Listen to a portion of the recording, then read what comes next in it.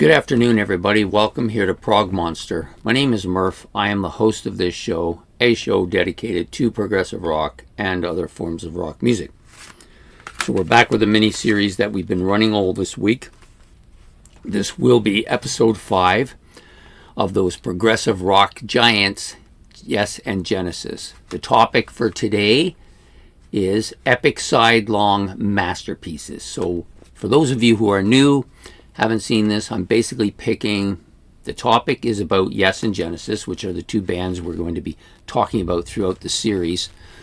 And each day I chose a different topic and a different album that represents the topic. And then I ask myself certain questions and I try to discuss what I've come up with from those topics. So today, the epic side-long masterpieces come from these two albums, Close to the Edge from Yes, and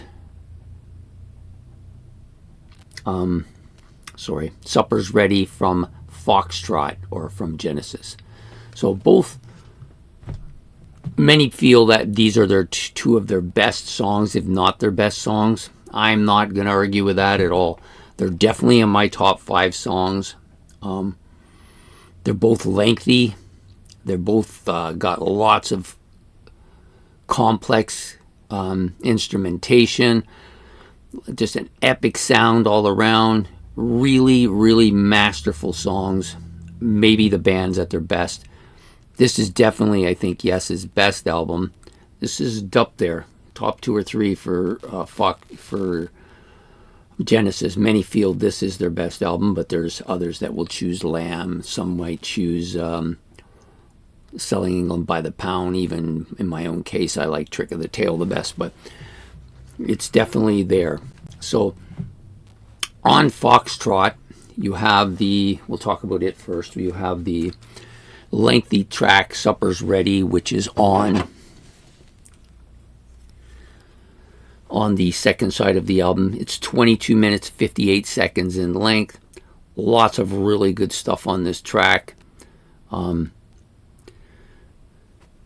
Just some real classic sounding, and Phil Collins does a good version of this on their live album as well. Really well done. On this one, of course, is Close to the Edge, 18 minutes 50 seconds long. Absolutely killer track with all kinds of different stuff on here. Great keyboard parts, great guitar parts, fantastic bass parts, and the vocals are second to none in many ways, I think. So how did these do commercially? Well, they came out at a time period when progressive rock was at its probably zenith. This one from I think this was from 72, maybe 70s. I think it was 72. Excuse me. Oh my God, blow my brains out. Actually, I think they were both from 1972. So it was kind of the height of progressive rock at the time. So I don't know how well they did sales-wise, but they definitely had a huge impact on the communities at large, the prog community at the time. So do I think they were big commercial successes? No, not really, but the albums did okay because that was what was big at the time. And the reason I chose these two albums, I could have chose Relayer. It has that epic long Gates of Delirium.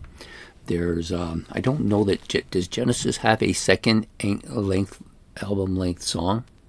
They do have the entire Lamb Lies Down on Broadway, which is a little bit different, and there's some longer tracks on some of the other albums, but I think this is their only epic side-long track. Obviously, the two outstanding tracks on these two albums are the little lengthy ones. Some people do like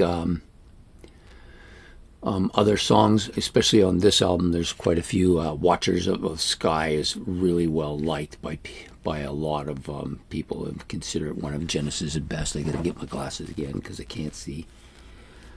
Yeah, so that's a big track. It's not nearly as long, but a big track on this album. Maybe the big one, but I think Supper's Ready is the big one here. Same with this one. I think Closer to the Edge is the big one, but you do have two really great tracks in And You and I and Siberian Ketru, also on the flip side, on the B side. The main track on this one's on the A side, whereas on this one the main track's on the B side with a little small part, Horizons, which is an acoustic bit that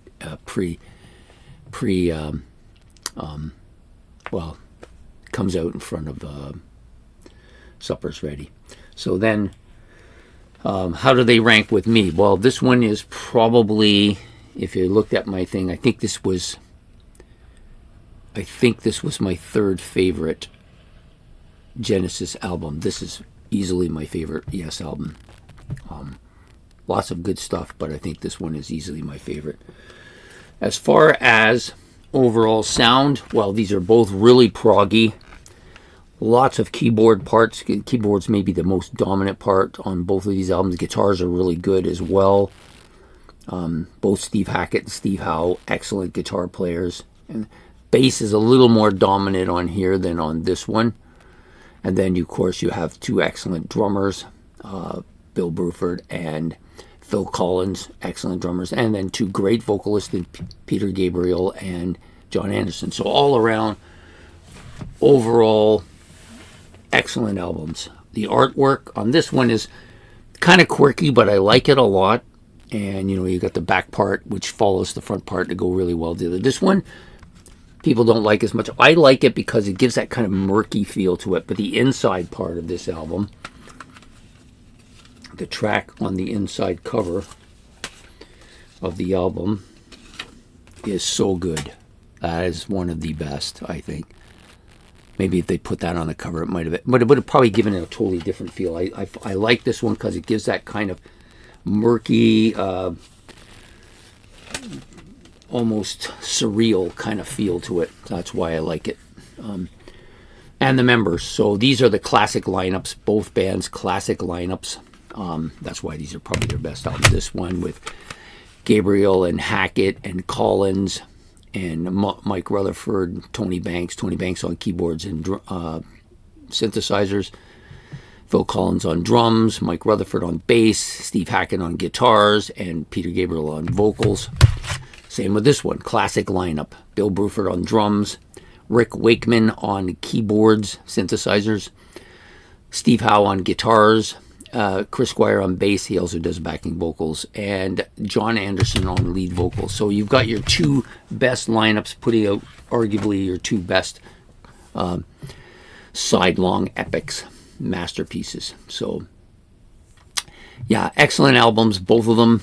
If you're new to the thing, they're not necessarily the first albums you should buy by these two bands to get if you want trying to get into prog music. But you won't go wrong owning them anyways, because eventually you'll fall in love with them like so many of us have. So there you have it. That's episode 5 of Progressive Rock Giants, Yes and Genesis. I hope that you enjoyed this, and we'll come back for the last episode on the Saturday. This will come out tomorrow on Friday.